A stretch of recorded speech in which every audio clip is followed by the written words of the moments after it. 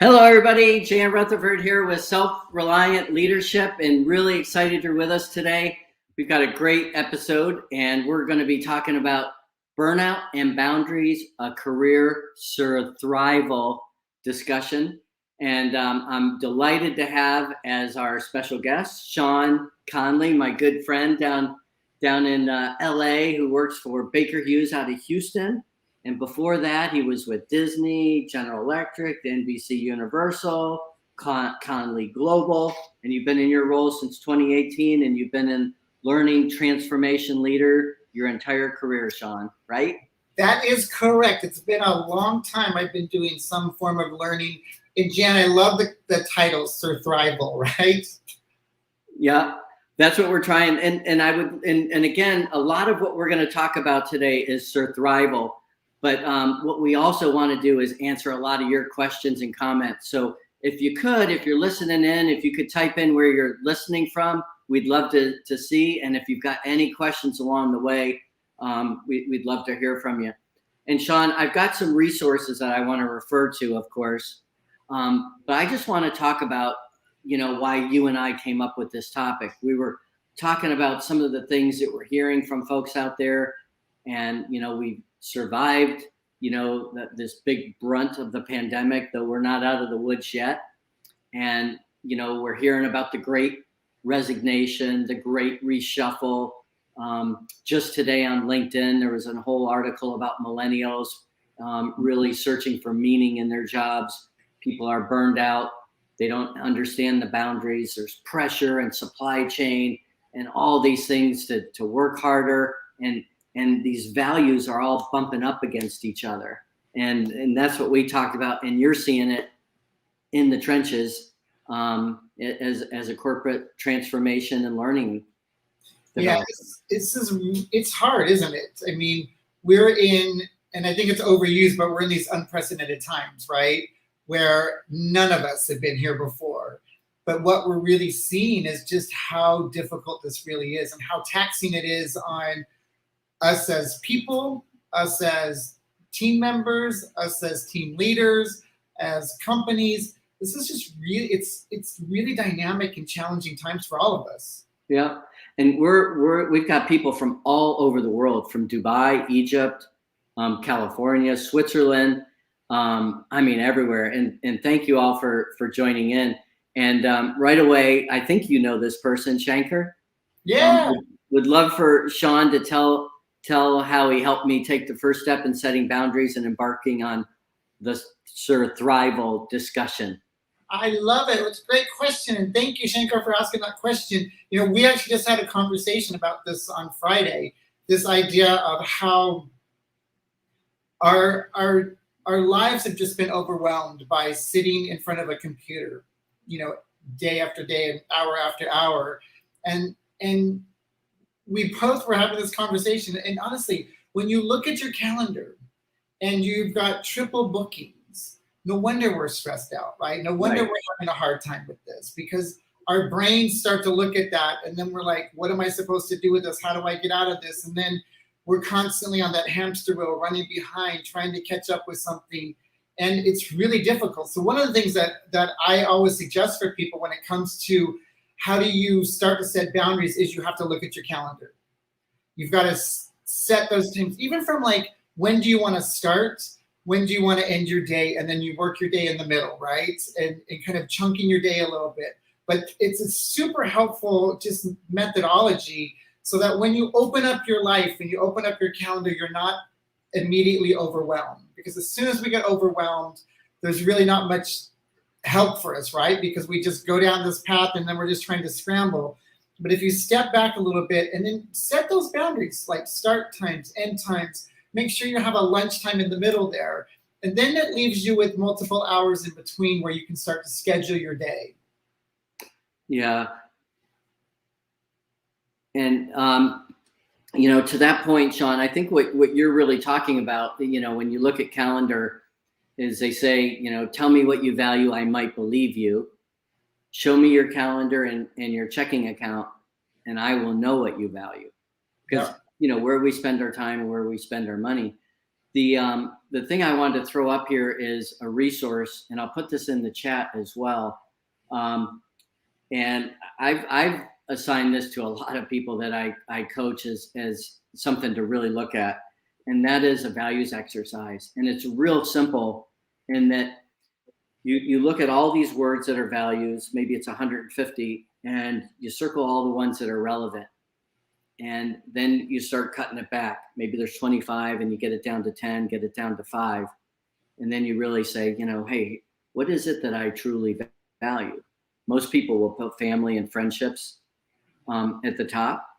But, it really goes around the F's, as I call them. Family, it could be fulfillment, a lot of things that have to do with our career. It could be faith. It could be fitness, our health. It could be finances. But what happens oftentimes is these values, they compete with each other. And that's where I think, we get into trouble. So any tips or thoughts you have on helping people really understand what's important in their life as far as how they define success? Yeah, what a great question. And I think my first piece of advice would be just to stop, right? And take a deep breath. I'm not a neuroscientist, but I understand our brains, a little bit. And the fact that we are being bombarded with so much information and with too much going on, you can't get clarity. And so I think this idea of just stopping for a moment, and like you said, even if it's just doing a values exercise, but you need to stop. You need to step back. You need to take a deep breath and then look at what those values are. And if it's, family and faith and fulfillment, fitness, whatever it might be, I suggest finding the similarities versus the differences in those. Because it's not like you have to stop one to do the other. It's if I can find the bridge between all of those, like why is my family, and if it's faith and fitness, why is it all important? Well, it helps make me a better person. So what's the bigger big, if you will? What's the bigger picture for why I'm doing what I'm doing? But you can't do that when you're in the heat of the battle. You can't do that when you're overwhelmed by triple meetings and, kids and dogs barking and all that kind of stuff. You can only do that when you take a step back and almost like, not to go all, Zen, but have a moment of silence. And then look at the words that you have in front of you. Yeah. Yeah, I think that's great counsel. And again, I'm going to pull up a few different things as we go through our discussion today. And one of these I'm pulling up right now is a podcast that we did a couple of years ago with a guy named Greg McEwen. And he wrote Essentialism, the Disciplined Pursuit of Less.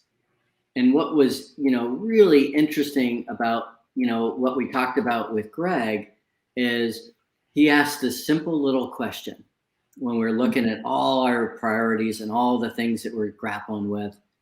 And it was, for how long will this matter? Yeah. So, and I saw something yesterday from a woman that's pretty active on LinkedIn, really good thought leader named Juliet Funt. And she said, a meeting request is not a subpoena.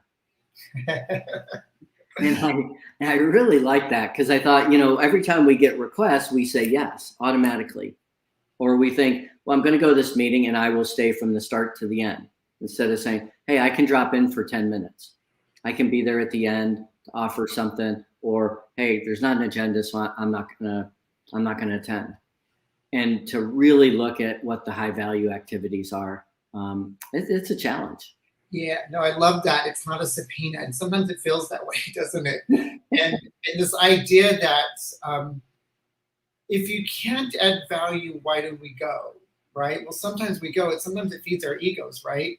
Where I feel like, oh, I have to be there because somebody asked me, and obviously I have an opinion or whatever it might be. But when we get over that and you can step back, like what you said, you just have to step back and say, well, there's no agenda. I don't really have anything to say here, but it's okay to say no. Or listen, I'll pop in, like you said, at the last 10 minutes, or I'll be there at the beginning. I've tried to do that myself lately because I realized it was actually that conversation I was having with Shankar earlier that, I would be a hypocrite if I was suggesting people, chunk your calendars and if I didn't do it. But I'm like everybody else. And I get meeting requests and we have to ask ourselves though, I love the subpoena. Is that subpoena worth it?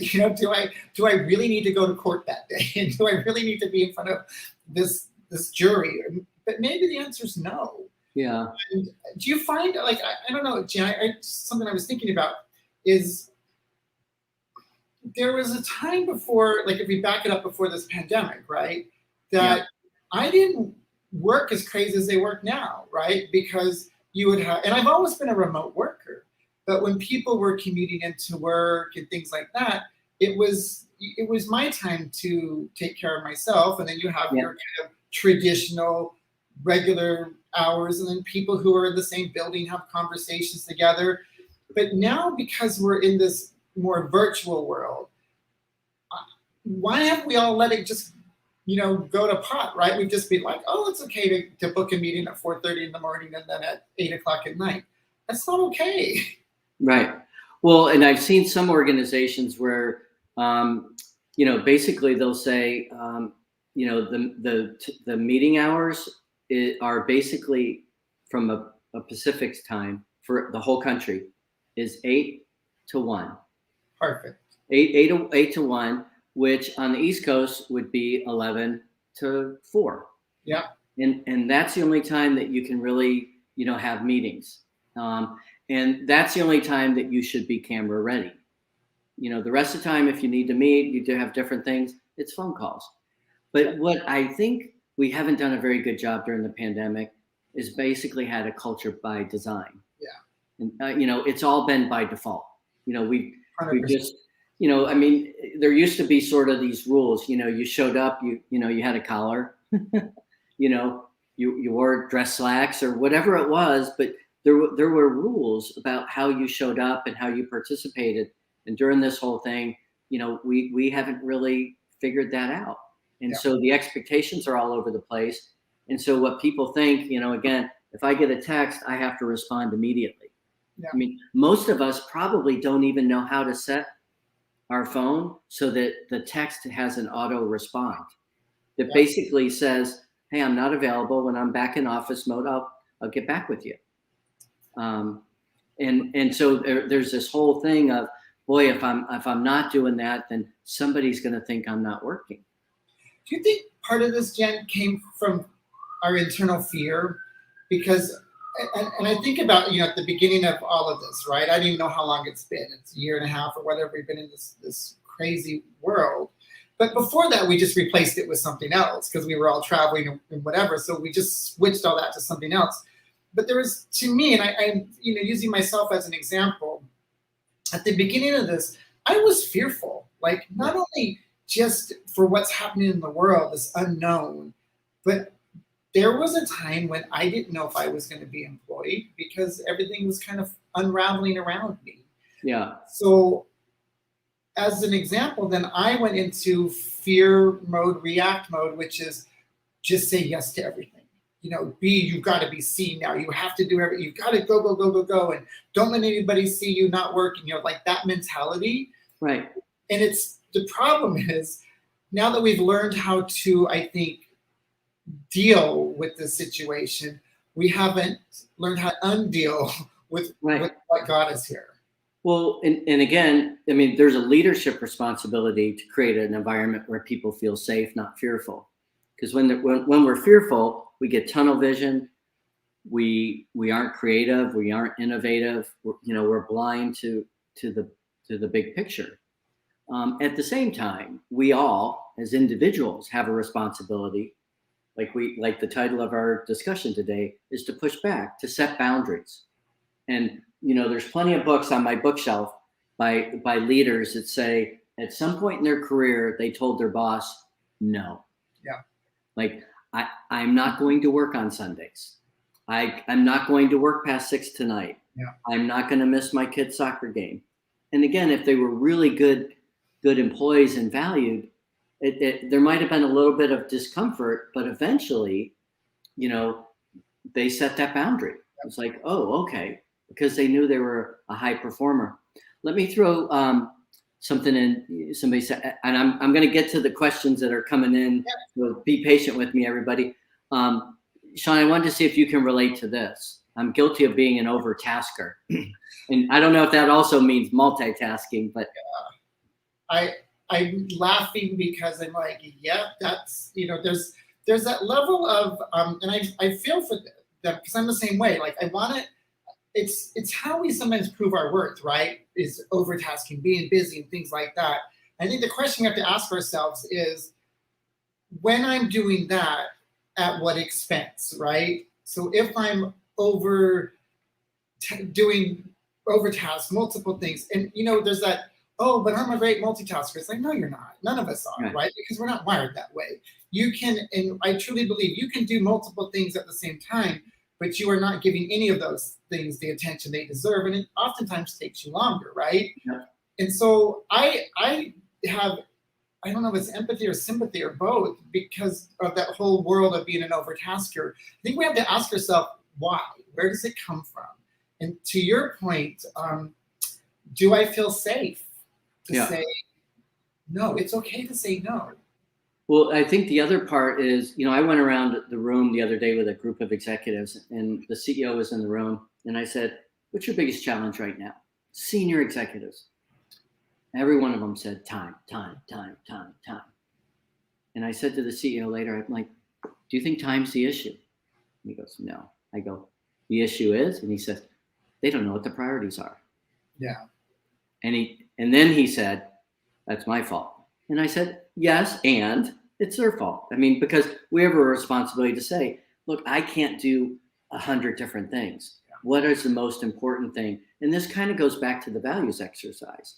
We need to do the values exercise to figure out what's important for us. We need to do the same thing with our work life. Hey, of all the tasks, all the things on my desk right now, what's the most important? What's the biggest bang for the buck? So I think that's critical. And I just want to show you, we got somebody from Tanzania. Love East Africa. Welcome, Ronald, from Tanzania. And then this came in from Anna. And she's asking, so when I say 8 to 1 Pacific time, yes, which is 11 to 4.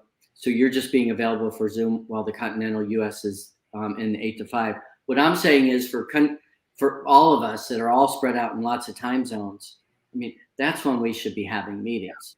I mean, as you and I know, you and I sometimes get up at 6 or 3 in the morning for phone calls, and it's like, we do what we got to do once in a while, but that shouldn't be the norm. That shouldn't be the regular. Yeah. Or somebody on the East Coast on Zoom call at 7, 8 o'clock at night.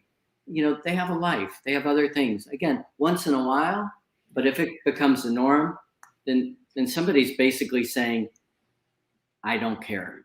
Exactly. I don't care. It's like, or I don't respect you, and I don't even know that we even say that. We just are just like, go. Oh, 4 a.m. is fine, or 7 a.m. because we're creep. Now what's happening, I think, is we have that traditional kind of work days, right? And then people are like, well, those are always so busy, so I'm going to book on this end or this end of it. And we've just extended this, and it's pure madness, right? Yeah. And I think to that comment that was just made, it's because many of us on this call are probably working in, on global teams. So there are some things you can do, though. It might be 8 to 1 Pacific time, but that's not going to work for, your folks in other parts of the world. So you might need to adjust that or rotate it, so at least it's fair. So it's, it's a give and take. And I don't know what that rotation is. I think that's something that the teams have to figure out. But there are ways that you can look at the calendar to say, maybe it's not even a 4-hour window. Maybe it's only a 2-hour window. Yeah. And you can find it at a time that is at least doable for most people. I work with a lot of folks, so I'm in Los Angeles, and I work with a lot of folks in Europe, but also in Asia Pacific, Singapore, and it's 16 hours ahead of me. And so, I get on a call at 5:30 in the morning, which is still late in the evening for them. But then I'm like, well, why don't I book it at 6 o'clock my time, which is, you can trade off. Right. And that's part of this. Setting boundaries, I think people say, oh, it has to fit in this box. Yep. But sometimes your boundaries are, well, we're just going to have this pocket over here and a pocket over here and a pocket over here, but it's fair and it starts to work for everybody. Yeah, I'm going to get to some more comments and questions that we've got coming in, but I want to get to another book recommendation I've got. This was written a few years ago by a fellow named Clayton Christensen, who has since passed away. He was a Harvard business professor, and it was based on a commencement address he gave, and it was, how will you measure your life? Oh, yeah. And what was so notable about it was he was one of the first business people to basically say success at work can't come at the expense of your home life, and vice versa. And what I really loved about, what he said in his book was, you get one shot, with your family, and they will be the most forgiving and and they'll be understanding. But over time, it takes a toll, and that you've really got to set boundaries. And Clayton Christensen gave a great example how, he was on a championship basketball team, and based on his faith, he wouldn't play on Sundays. And the coach said, hey, just this once, play on Sunday. And he said, no, just this once is a slippery slope. Yeah. And, so there's some great lessons in that book about leadership and boundaries and questions and ethics and moral. And I think anybody that's in the midst of, having a young family and that sort of dynamic, this book would really be helpful. It's a great book. I've read that. Yeah. Let's get to some questions and comments here. The price of success has come at the expense of our personal lives, oftentimes. I agree, Elizabeth, leading to burnout. How do we bring change into our organization without being viewed as not committed? Which is a great question. Sean, you wanna take a crack at that? Listen, this is gonna sound real easy, but it's not. But you have to be the one that starts it, right? I am so happy to be in this conversation right now, because in just like the first question, earlier from someone that I've been working with, this is a reminder for all of us, right? You might not be able to change your whole organization, but it takes one person, right? And if you set those boundaries, but you need to stick with them, but also, it's a transition. Like, I don't know that you can do it all overnight, because the best of intentions we have might not go the way we want them to. But it's an education piece, and it's just like you said, John. In the book, it's a slippery slope when we do it. But start small, and you don't have to boil the ocean. Just maybe it's 1 or 2 meetings for you. I try now to get out of this chair at least every couple hours, because I just can't. It's not even that comfortable anymore. I thought it was the most comfortable chair, and then I realized when you sit in it all day, it is no longer comfortable. But sometimes you can even put in some headphones, and with technology, dial in on a phone and go for a walk during the meeting. And I think it's okay to even let people know what you're doing, and that's fine. You're still paying attention, or sit outside and change your environment.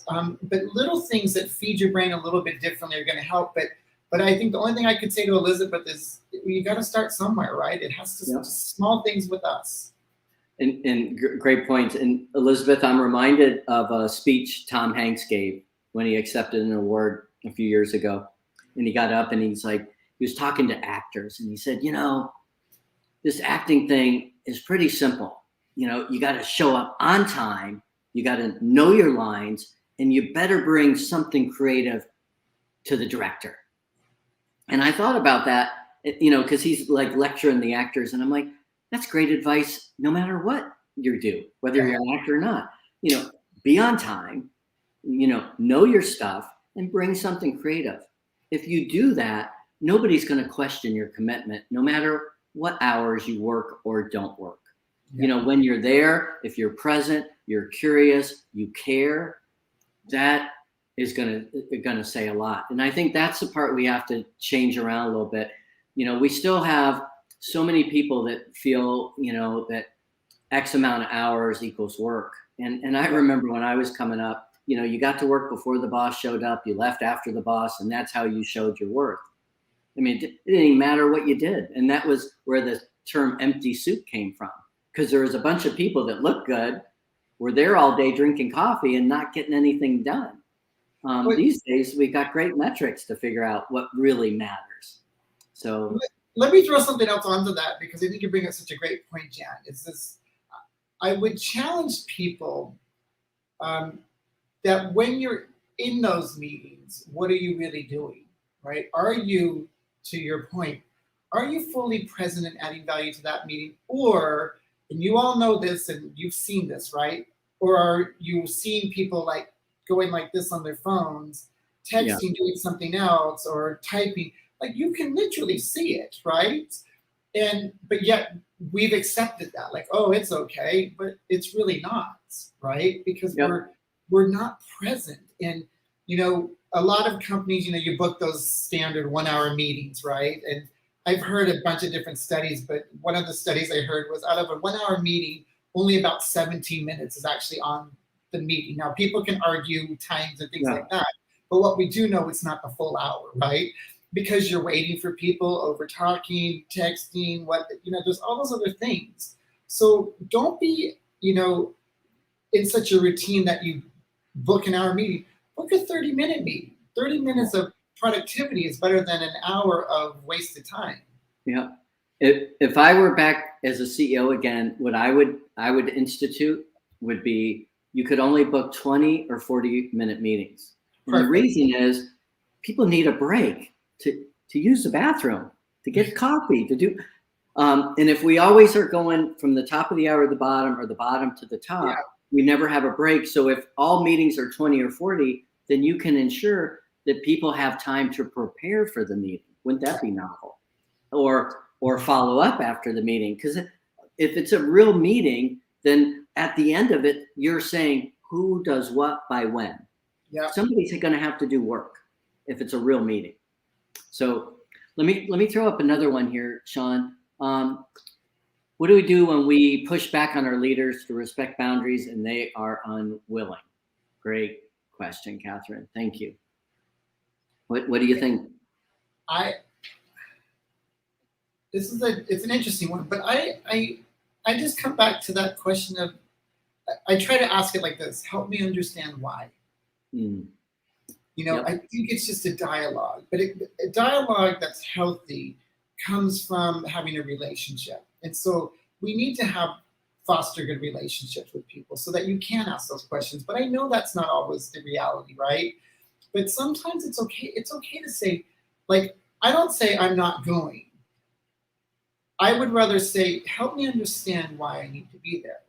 What value am I bringing? Because maybe I'm missing something. But it comes down to, I think it's our role as leaders to create a safe environment, but I know it's not always the reality. And sometimes we're smarter than the folks that we're supposed to be, on these teams with. And I don't mean education, I just mean logical, like, we think differently. But I think if you can go to somebody and say, help me understand, I'm curious, what am I missing?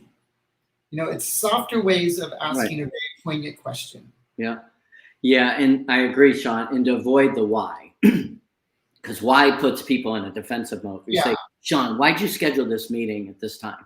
Say, well, help me understand. Walk me through the thought process. What are we trying to achieve? Do you think there's another way we could get this done differently? We've got another question from Nabila. How to make your boundaries clear to others when they are your family members or your colleagues. How to be assertive when you're afraid it will hurt them, hurt their feelings. Great question. Giving me all the tough ones, right? No, but I think, it's the same kind of comment, right? If we're trying to set clear boundaries, I like to come from that school of thought to say to somebody, I want to try something new. And I've never done this before. And so it's a way to bring them into the conversation. And maybe you can set those boundaries together versus, these are my boundaries, live with them. What if we figure out how to set boundaries together? And what if we did this as a team? What if we did this as a family? Imagine all the conversations you could have if you had it with your kids or loved ones, whoever, you said, how are we going to, I have to work, you have to work, you got to go to school, all that stuff, but Yeah. we don't sit down and talk about these things. We tend Yeah. to talk about these things instead of talking, with people. We talk around things, not the real core conversation. But I think it'd be so awesome just to sit down and say, I'm not setting boundaries for me. I'm setting boundaries for us. And Yeah. join me. Let's set it together. Let's set boundaries together. I don't know if that would help, but yeah, I taking a lot of notes, by the way, because I'm like, that's a good idea. No, these are great questions. And another one is, it does it make it seem like you're, shirking your responsibilities or avoiding the task at hand? And again, to your point, Sean, if you have a good relationship, if you've got aligned expectations, then you know what the priorities are. And again, I think part of it is you have to look in the mirror and say, am I avoiding the task at hand? Because oftentimes as a coach, one of the things I'll start off, if I'm coaching Sean today, I'm like, okay, Sean, we met 2 weeks ago. What are you hoping I won't bring up today? Because what I know is Sean's trying to tackle a big project, and like all of us, he's procrastinating. And what I want to do, if I can help him, is why? Is there something external? Is it Sean? What is it? So again, great comments. And I'll just say with that last question that came up there, to your point, if you're avoiding the task, then that's a problem right there. But another way to say it is to say, which is why I need to have this extra time. I'd like to set some time so I can focus on this task. But setting boundaries doesn't come at the cost of not doing the job, right? Yeah. It's the way that we do the job is what we're really talking about here. Yep. And next question comes from my best friend in all of Ireland, Andrew Parrish, who just had a birthday the other day. Happy birthday, Andrew. We won't tell everybody how old you are, but I know how old you are. You're asking, what's your view on the 4-day weekends or unlimited vacation time? Is it all gimmick or does it deliver value? What have you seen, Sean? Oh, I'm a fan. I am a fan of this. But again, it comes out of relationship, right?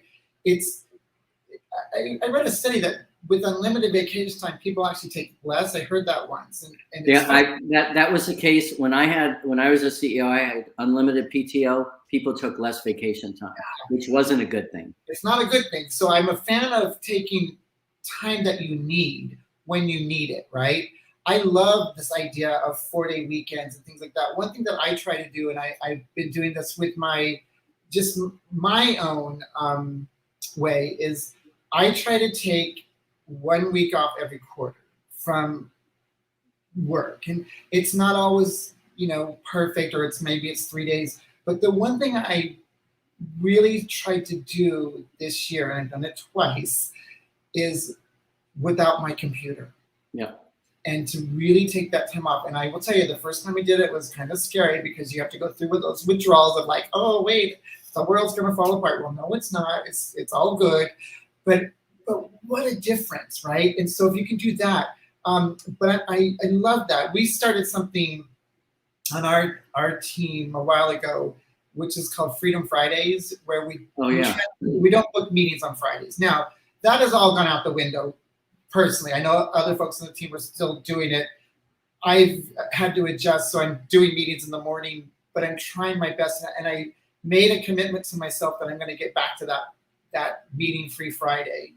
And it's funny because somebody said to me, "Oh, what, you guys don't work on Friday?" I'm like, "No, actually, I get more work done on Friday because I can focus and I get things done." So it's an education piece, though, too. Yep. I've got another book recommendation. This is an oldie, but a goodie, and I love the title. What should I do with my life? The true story of people who answer the ultimate question. And what's amazing about this book, and I loved it when I read it. Poe Bronson, that's the fellow's name that wrote it, the author.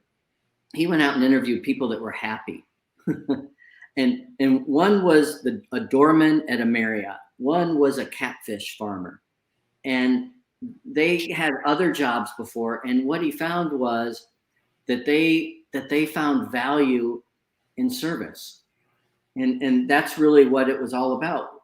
And I remember the doorman at the Marriott. basically said, I've got the most important job in the world. All these people are coming in and having really important business meetings, and I get to basically set the tone for those meetings. Yeah. If I'm friendly and I welcome them, I put a smile on their face, they're going to go in and they're going to have a great business meeting. And, it's just interesting because so many of us possibly are really trying to determine, hey, am I doing my life's work? Am I doing what really is going to fulfill me? And, oftentimes as a coach, I'll ask people, do you have a job? Do you have a career? Or do you have a calling? Wouldn't it be nice if, we get paid to do our calling? Wouldn't that be great? It just makes, I hope everybody's just reflecting on that, because it's such a great thing. And the only person that can answer that question is you as the individual, right? I also love, Jan, that you're recommending all the books I love. These are all great books. Yeah. I mean, really, really great stories and great foundations. But if I can just say that piece about, a calling, I believe that about myself. And I don't know that I've ever used those terms, but I love what I get to do. I get frustrated like everybody else. I get crazy busy like everybody else. I let my boundaries go like everybody else, but it's a reminder that I love what I do. And the only reason I can be good at it is if I understand how important these really are. Because the days I don't feel good about it, and the days that I'm stressed about it and not living my calling, are the days that I let my boundaries go. Yeah. And I've got one other one I wanted to pull up, and it is an article I wrote a long time ago, and it was called, let me see, here it is. There we go. The Development Plan, 29 questions, hard questions, and 5 easy steps. And what I've got there are basically really hard questions that go through, what happened in the last year? What'd you learn about yourself? What are the goals for this year? What are the things you need to do and plan?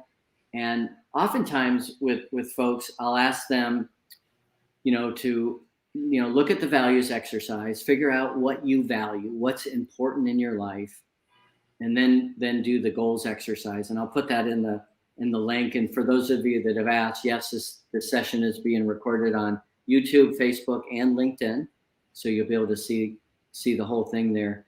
But in addition to the articles and the books and things, what I would also urge you to do is to seek out accountability partners, peers, or mentors.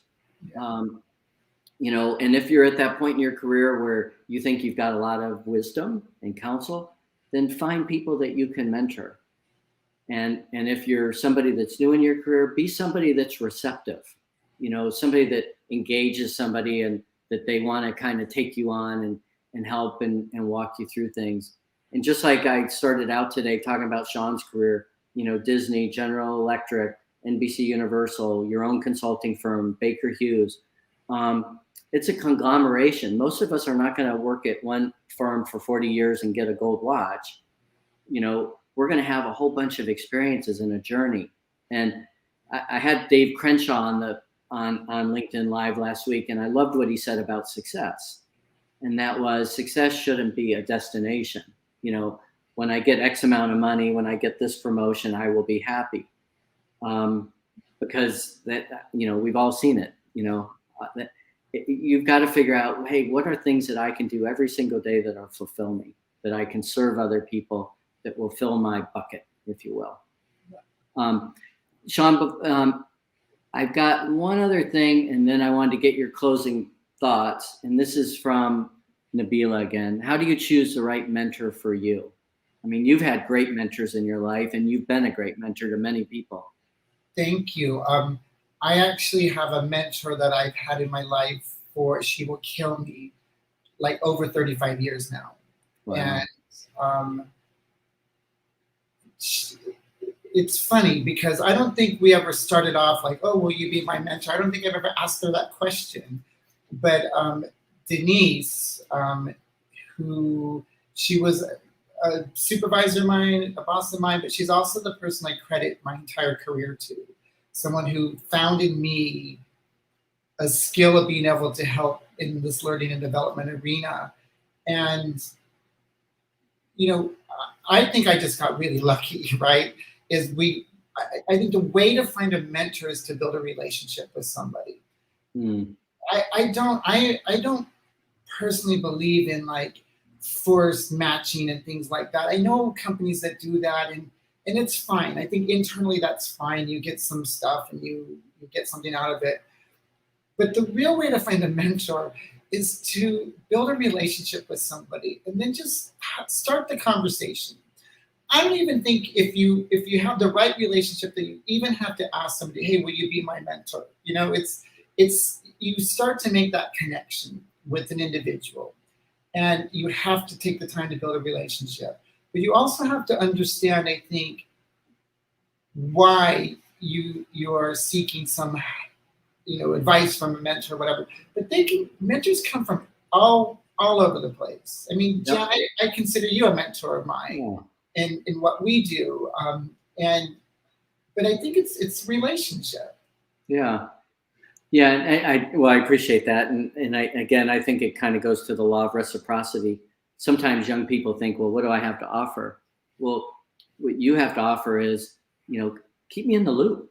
Let me know how you're progressing. Let me know about the journey, the highs and the lows. I want to be there for you.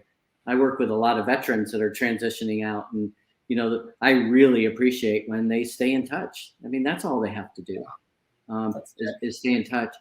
So, Sean, we've talked about burnout and boundaries, and one thing I heard a couple months ago, somebody said, if you think you're burned out, and if you don't think you're burned out, you're burned out. That we probably all are.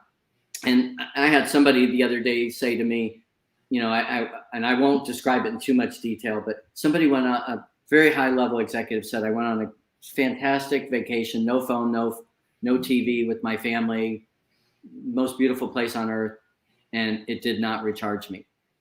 And it was a week. And I relayed that to someone, and they said, well, that's because they didn't take 2 weeks. But here's somebody that took a week vacation, they still didn't recharge.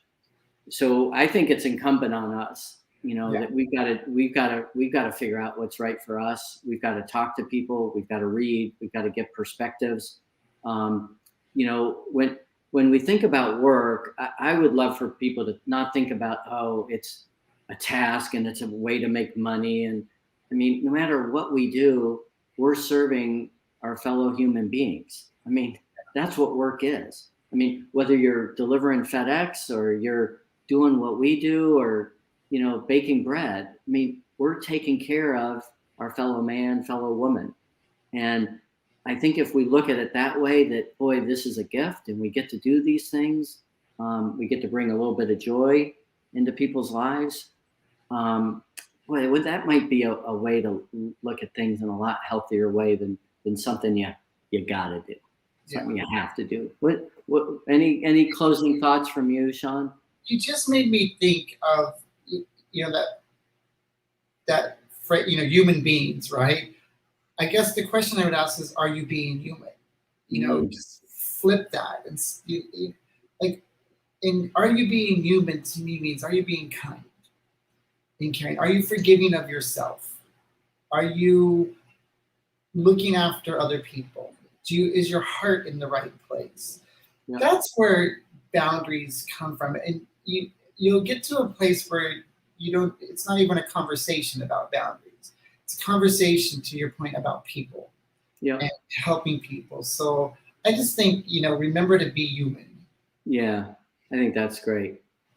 Well, to our audience, we thank you for dialing in from all over the world. We hope you share this once it's recorded, YouTube, Facebook, LinkedIn, with folks. Continue to connect and follow Sean and I on LinkedIn and share your perspectives. And if there's something you'd like to see in a future LinkedIn Live episode, let us know. And again, to my friend Sean, who I also, you've mentored me along the way as well. I spoke to someone the other day and they said, I just love Sean. Every time you talk to Sean, your day is better. and brighter, and you energize. And that's why people are attracted to you, and why you have such a big following, Sean. So thanks for sharing your wit and wisdom with us. My pleasure. That's really, really kind. Thank you for sharing that. Yep. All right, everybody. We'll talk to you later. Thanks again for listening today. See ya.